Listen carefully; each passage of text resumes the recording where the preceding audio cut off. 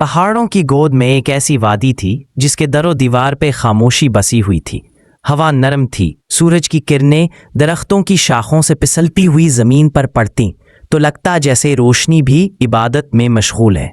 नदी बहती थी मगर उसका शोर नहीं, बल्कि उसकी नरमी महसूस होती थी। हर चीज़, दरख्त, पत्थर, फूल किसी खामोश जिक्र में मगन लगती थी। यूं लगता जैसे ज़मीन का हर जर्रा अल्लाह अल्लाह कह रहा हो, मगर ऐसी आहिस्तगी से कि सुनने के लिए दिल का दरवाज़ा खोलना पड़े। उसी वादी के बीच एक कदीम मज़ार था, पत्थरों से बना, सदियों पुराना, मगर आज भी जिंदा। उसके आसपास खुशबू फैली रहती, ना अतर की ना गुलों की, बल्कि वो खुशबू जो सिर्फ जिक्र से उठती है। यहाँ रहते थे शेख राफी, एक ऐसे दरवेश जिन्होंने खामोशी को अपनी जबान बनाया था। उनके चेहरे पर एक अजीब नूर था, सफ़ेद दाढ़ी, आंखों में गहरी चमक, चेहरे पर इत्मीनान का साया। वो कम बोलते थे, बल्कि अक्सर कुछ भी नहीं बोलते थे।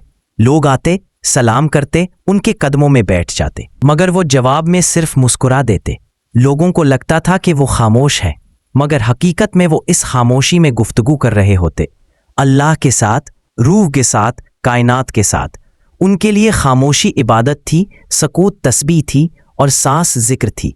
कभी कभी वो रात के वक्त आसमान की तरफ देखते और आहिस्ता मुस्कुराते। लोग पूछते, हजरत आप क्या देखते हैं? वो कहते, सितारे नहीं देखता, उनके पीछे का नूर देखता हूं। हर सितारा अल्लाह का एक नुक्ता है जो हमें याद दिलाता है कि हम कहां से आए हैं। एक शाम जब सूरज डूबने लगा, आसमान सुर्ख और सुनहरी रंग में डूबा हुआ था। परिंदे अपने घोंसलों को लौट रहे थे और वादी में वो लम्हाती खामोशी फैल गई जो दिन और रात के बीच आती है। इसी लम्हे एक अजनबी आया। वो थका हुआ था, गर्द आलूद कपड़े, आंखों में इत्तराब, चेहरे पर जुस्तजू। वो सीधा मज़ार की तरफ बढ़ा और शेख के कदमों में गिर गया। उसकी आवाज़ लरज रही थी, बाबा मैंने हर जगह सुकून तलाश किया, किताबों में, लोगों में, इबादतों में, मगर दिल अभी भी बेचैन है।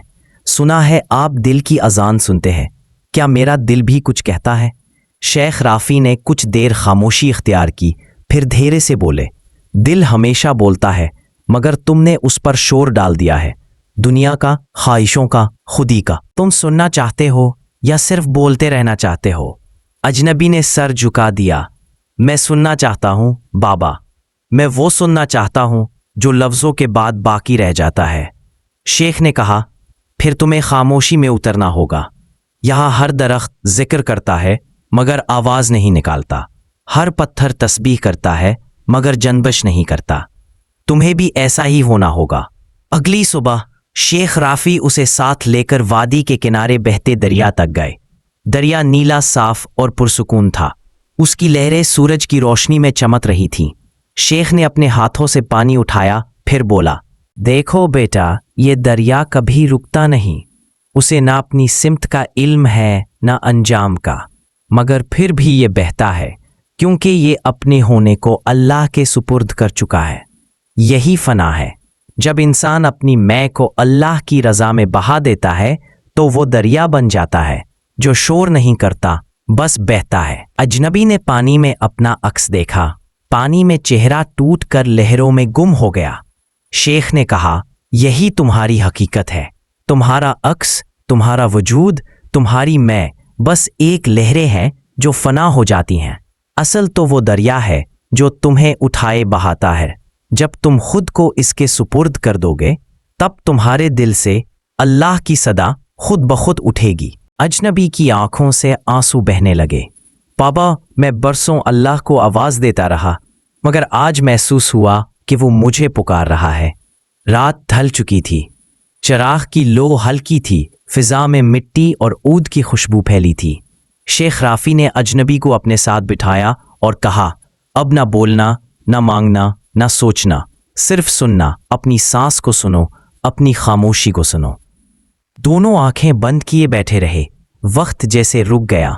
हवा का लम्स, दिल की धड़कन और फजा में फैली हुई वो नामालूम रोशनी सब खामोश हो गई। फिर अचानक कहीं अंदर से एक नरमी, एक इर्ताश, एक सदा उठी।